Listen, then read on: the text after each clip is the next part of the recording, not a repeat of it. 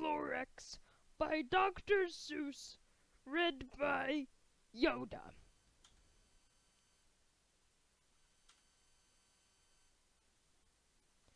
For Audrey, Lark, and Leah with love. At the far end of town, where crickle grass grows, and the wind smells slow and sour when it blows, and no birds ever sing expecting old crows. This is the street of the lifted lorax. And deep in the crickle grass, some people say, if you look deep enough, you can still see today where the lorax once stood, just as long as it could before someone lifted the lorax away. Grobble, grobble, grobble. What was the lorax? And why was it there? And why was it lifted and taken somewhere from far end of town where crickle grass grows? The old onceman still lives there. Ask him. He knows. Yoda, grobble, grobble. You won't see the onceler. Don't knock at his door. He stays this lurkum cold under the roof, where he makes his own clothes out of buffered moof. And special dank nights in August he peeks out the shutters, and sometimes he speaks and tells how the lorax was lifted away. He'll tell you, perhaps, if you're willing to pay.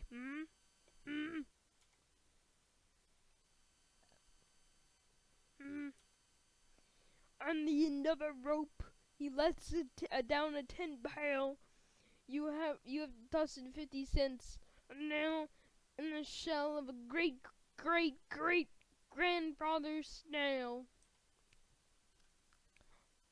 Yeet. He pulls up the pile, makes most careful count to see what you've paid him in the proper amount. He hides away what you paid him, away in his snub? His secret strange hole, his grovulous club. Then he grunts, I will call you by whisper my phone. For the secrets I tell you are for your ears alone. Slop! Down slops the whisper my phone to your ear, and the old onceler's whispers are not very clear, since they have come down through a snurgly hose, he sounds as if he had smallish bees up in his nose. Now I'll tell you, he says with his teeth sounding gay, how the lorax got lifted and taken away. It all started way back, such a long time back. Way back in the 1980s, and the pond was still wet, and the cloud was still clear, and the song of the swummy swans rang out in space. One morning I came to see the glorious place. I first saw trees, the truffula trees, the brightly covered tufts of truffula trees, mile after mile in this fresh morning breeze. I have a cold.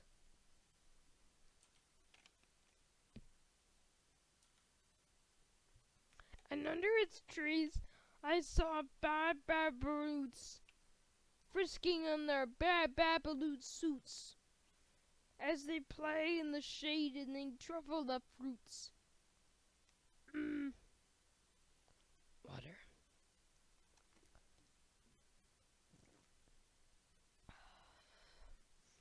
Yoda like Fiji water. From from the rippless pond came the comfortable sound of the humming fish humming while splashing around. But those trees, those truffula trees, all my life I've been searching for trees such as these. The touch of their tops was much softer than silk, and they had the sweet smell of fresh buttery milk. Mmm, yummy! I felt the great leaping of joy in my heart. I knew what I do. I unloaded my cart. In no time at all, I had built a small shop, then chopped down a truffula tree with one chop. And with great skillful skill and great speedy speed, I took the tuft and knitted it into a thneed. X. In the distance, I'd finish. I heard gazump. I looked. I saw something pop out of the stump of the tree I chopped down. It was sort of a man. Describe him? That's hard. I don't know if I can. It's the lorax. He was shortish and oldish and brownish and mossy, and he spoke to me with a voice that was sharpish and bossy. Voiced by Danny DeVito. Mister, he said with a snotty sneeze, I am the lorax, and I speak for the trees. I speak for the trees have no tongues. I'm asking you, sir, at the top of my lungs. He was very upset as he shouted and puffed. What's that thing you've made of my truffula tuft? Hey, Magnum cock. Look, lorax, I said. There's no name for alarm. I chopped down just one tree. I am doing no harm. I'm being quite useful. This thing is a thneed. A thneed's find something that all people need. It's a shirt, it's a sock, it's a glove, it's a hat. But it has other uses, yes, far beyond that. You can use it for carpets, for pillows, for sheets, or curtains, or covers for bicycle seats. Sir, you are crazy with greed.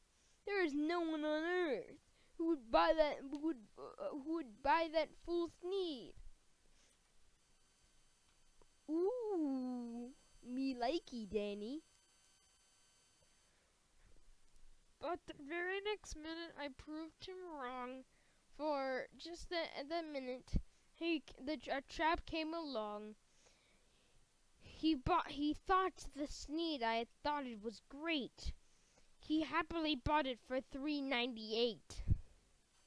I laughed at the lorax. You stupid guy. Huh? I repeat, cried the lorax. I speak for the trees. I'm busy, I told him. Shut up, if you please. I rushed across the room. No time at all.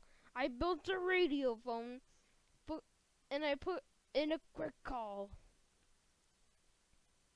I called all my brothers and uncles and aunts. Then listen here. There's a wonderful chance for the whole Oncer family to get mighty rich. Get over here fast. Take the road to North Nitch. Turn left to Weehawken. Sharp right at South Stitch.